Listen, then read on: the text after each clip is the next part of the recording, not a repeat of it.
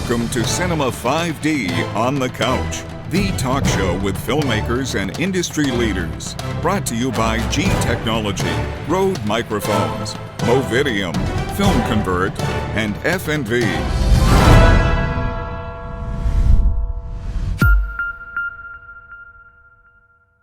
So let's talk a little bit about full frame versus Super 35 or APS-C lenses. I mean, for example, the compact primes cover the full frame, the photo full frame, and I think your lenses do too, right? Yeah. So why did you guys decide on moving into this? Is it because a lot of people got with the 5D Mark II, which is, was the first full frame camera to actually shoot proper video at the price? But now I think the market is kind of, in one hand we still have these small cameras shooting great video.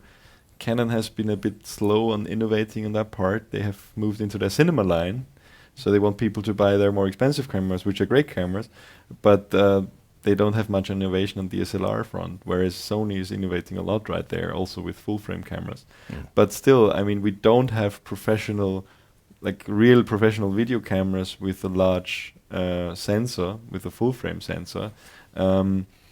Is there still a market for Super 35 millimeter lenses, or do you think everything will be full frame from here on out? I think that's the difference between people who shoot with still cameras like DSLRs and who shoot larger sensors, or people who use video cameras like the FS700 with Super 35 APS-C-like sensors. I think there's, on one hand, you have the larger sized cinema-style DSLRs, and the other hand, it's like Micro Four Thirds and Super 35, the video camera style, or the smaller cameras. I think there's two really different markets. Yeah, with the cameras available on the market, it's actually quite a hard decision for all of us to make, I believe, because with a lot of film cameras, they're all Super 35. That is kind of the industry standard, and almost, I think 80-90% of the lenses cover Super 35. And then there are newer cameras of 6K image coverage, and none of the Super 35 lenses would work. And I think, I know maybe right now, I think only the Zeiss and our SL Magic PL lenses would work on the 6K. But you mean the red camera or the Epic? Yeah, the Dragon has 6K, and to make use of it, you need a very high resolution lens, and a lens that can cover 6K. And for people who don't really know much about the red 6Ks, it's not just a higher resolution out of the fixed sensor size. It's actually a larger sensor that requires a larger image circle from the lens. But then sometimes when you already cover up to the 6K image circle, and then you feel like, why no love for the full frame users, right? So might as well cover full frame too, because we're already halfway there. So there isn't like a clear fixed format right now. But again, with also the price, because these very nice Super 35 and these 6K cameras, they're not for the regular consumer. And whereas the regular consumer buys a lot of full frame equipment at a very affordable price. So we have to make a lens that works with everyone, and you can't just say it's harder to just stick to one group and say, okay, we'll forget about the other two. Yeah, and I think fully agree. And I think if you make something really for really high end, then you can really concentrate on one thing, because this guy will not even own the lens, right? He will choose the system, so he will want this, but. Then if you start, offering kind of, instead of going through rental, lens that you own, it's better that you give the biggest flexibility to the guys that will buy this lens. And as such, making full frame lenses offers more possibility, because obviously there's not only a mount problematic, there is also a sensor size problematic.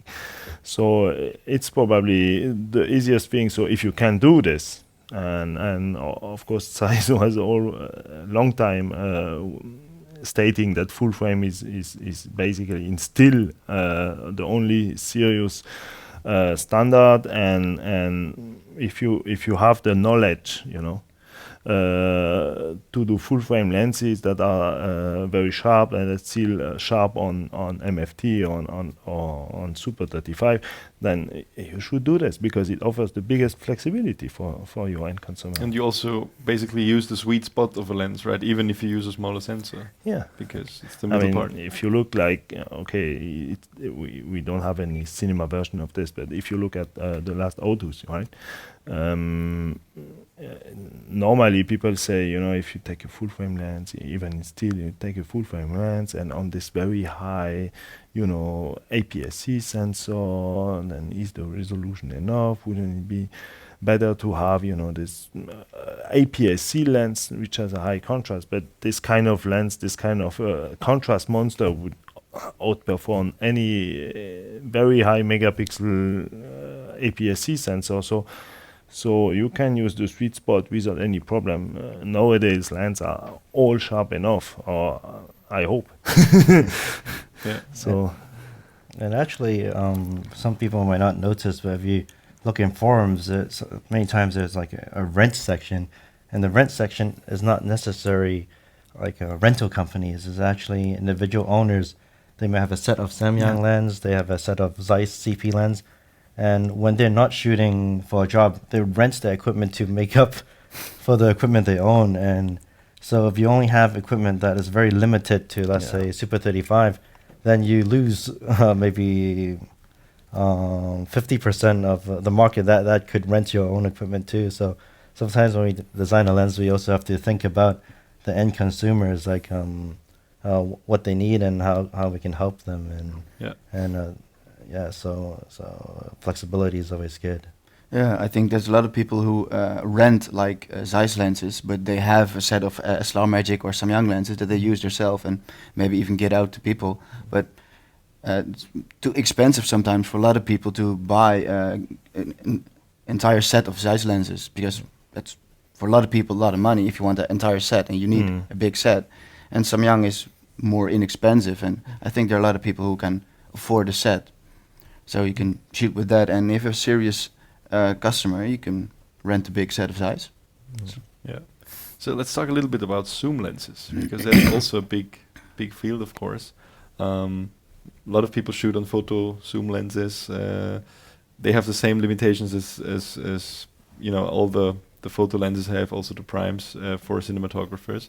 The particular problem with cinema zoom lenses is that they are way more expensive than prime lenses. Yeah. But it's still an emerging market, I would say. And with all the broadcast, or a lot of the broadcast now moving to larger sensors as well, I just noticed from my clients that, even TV channels want stuff shot on Super 35 millimeter. It's sometimes very impractical to use prime lenses because you don't have the time, you need to work quickly. On the other hand, it's tough sometimes to work with the photo lenses.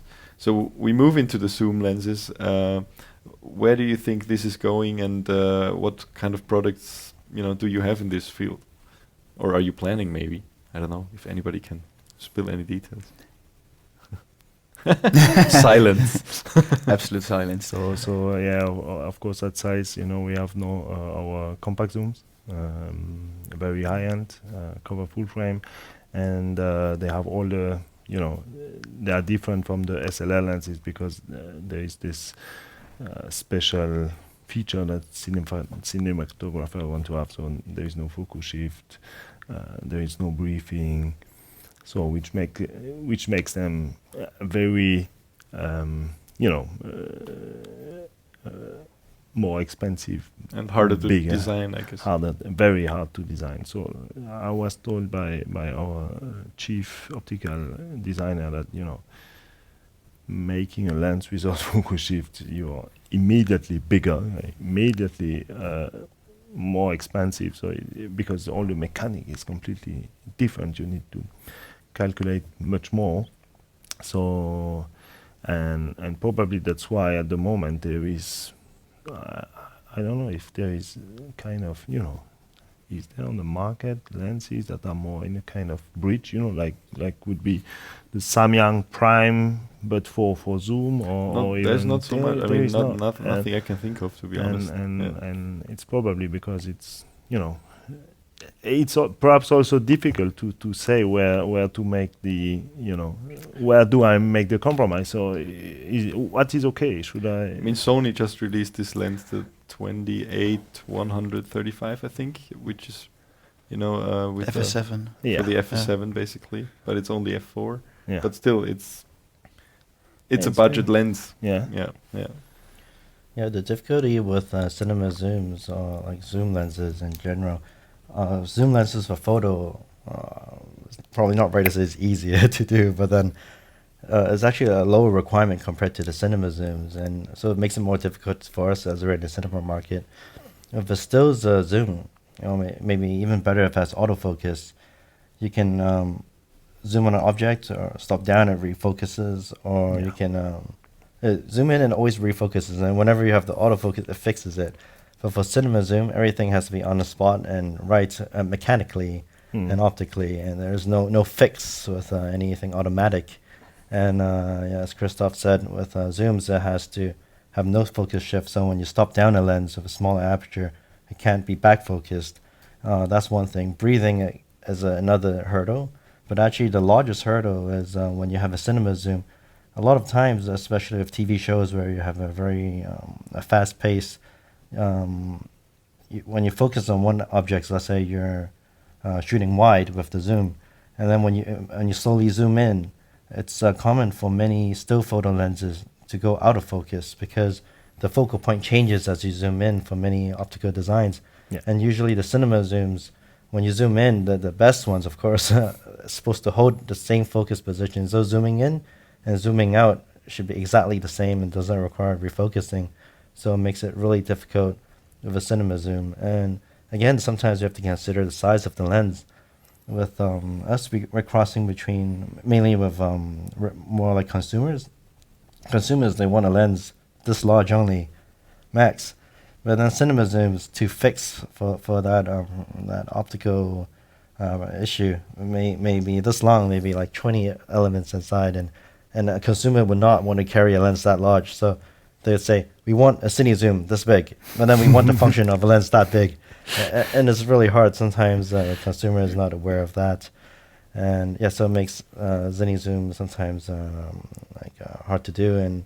And also a lot of, I know some companies, I guess a lot of companies, some in the US, some in China, they do a lot of rehousing. They take like a Nikon, a Canon lens, or a Zeiss lens, they take out all the elements, then they rehouse it into their own manual focus lens body, and they say, here's cine zoom, you have your 0.8 mod lens, and here's cine zoom. But really, for the professional, it's you have the gears, but then sometimes it's not just about the gears making a lens for cinema use. Like you have to consider many other things like breathing and holding focus shift, and Yeah.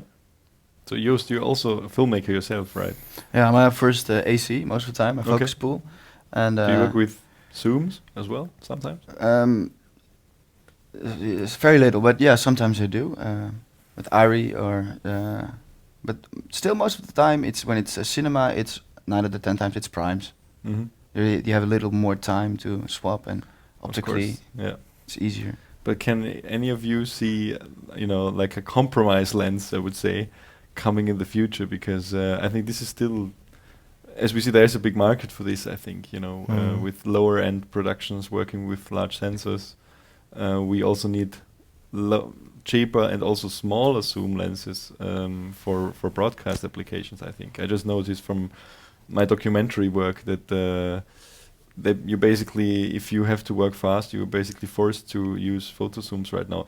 Even if the budget would be there, as you said, the cinema zooms are sometimes very big and can be on a documentary application where you have to move quickly, can be very impractical.